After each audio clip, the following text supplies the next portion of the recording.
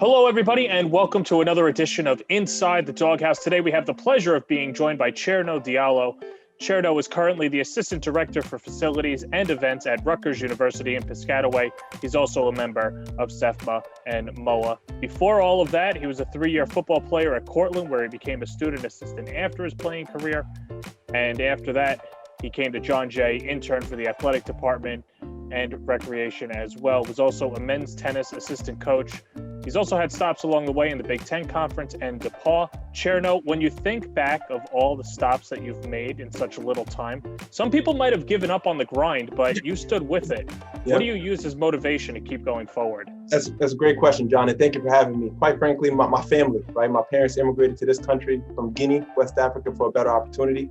So for me, I'm first generation born, first person in my family to go away to college, first person in my family to obtain a graduate degree, right? So when I think about my parents' struggle, not being able to speak English properly, not really having a formal education, you start to really intrinsically internalize where you want to see yourself in the future, right? So I had the luxury of playing football in college. I knew that I wanted to pursue a career in intercollegiate athletics with the goal of one day becoming an athletics director. So I've lived in 3 states in the past 5 years.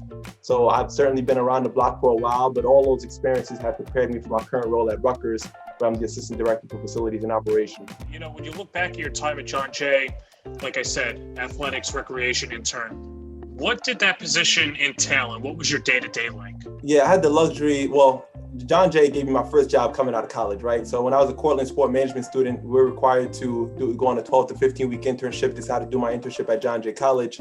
And luckily, Kat, who's now the deputy athletic director there, gave me an opportunity to serve in that role. So shout outs to her. I'm forever grateful for Kat and Carol for giving me those opportunities. But when I was an intern at John Jay, I really took the lead on intramural and recreation programming. I worked closely with Diane Ramirez to manage our equipment operations for all of our varsity athletic programs, and had a chance to help out Joe on some game operations things as well. So being able to gain a wide range of experiences at the Division III level is really refreshing, right? And it gives you an understanding of how an athletic department operates. And obviously John Jay is world class in terms of their culture, how they lead, how they provide posted opportunities. And Brandon has coached me up along the way as well. So once he reached out about this opportunity, I was like, absolutely, you can sign me up. So my experience at John Jay was flawless. And again, that experience only led me to future opportunities in which I've built from to lead me to where I'm at right now.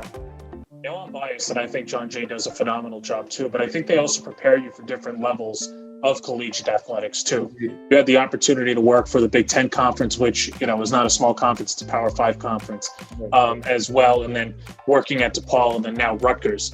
I'm curious though, how did your experience at John Jay prepare you for higher levels of collegiate athletics? Yeah, see, because John Jay is kind of a tight family, tight niche in terms of staffing, it allows you to gain experiences in a wide range of areas, right? So because I was able to do equipment, because I was able to do game operations from intramural and recreation programming, being able to juggle all those responsibilities, again, prepared me for that next role.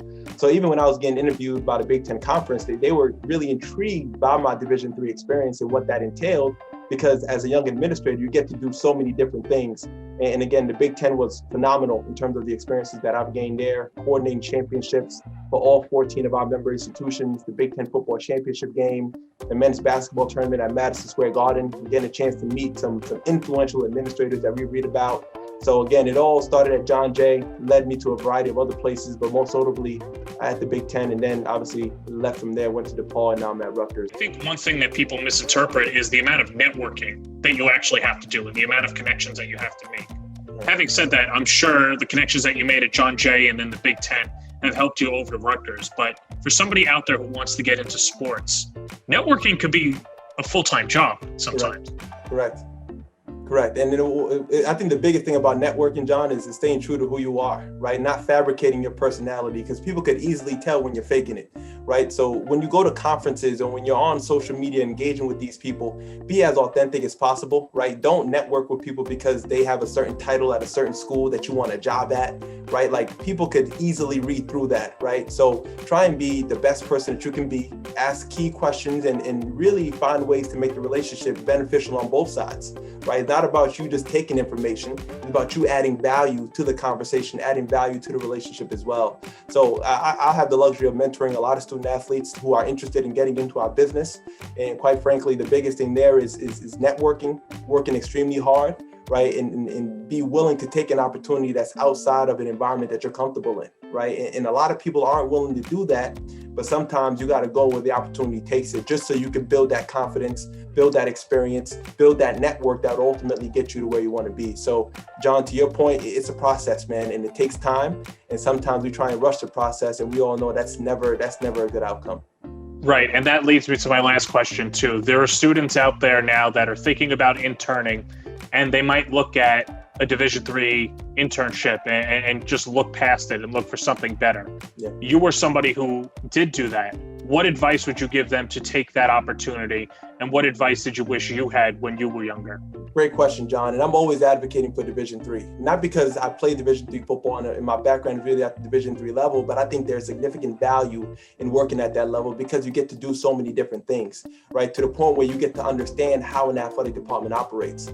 Sometimes people focus on the brand, people focus on the level, right? Like I have the luxury of being at Rutgers, and I'm sure we get a lot of interns on a year-to-year basis that wants to get in, and they disregard the Rowan's universities or the New Jersey City universities. They disregard those schools when there's value in working at those schools as well, because when you're at the Division I level, you kind of become specialized in one specific role, right? Whether it's game ops, whether it's compliance, whether it's marketing, you're kind of tied to that, as opposed to being an up and coming administrator where you get to work at a D2 or D3 school where there's limited staffing, limited resources. You kind of get to take ownership and kind of be creative on what those responsibilities entail at those smaller schools. So I'm always going to advocate for Division II and Division III, and anybody who's listening on this call, really interested in getting into college athletics, don't disregard the small schools, because that's where the foundation is laid. From there, you build from there, and trust me, opportunities will come when you least expect it. You just gotta go through the process and understand that good things tend to happen when you have the right intention in terms of networking, working hard,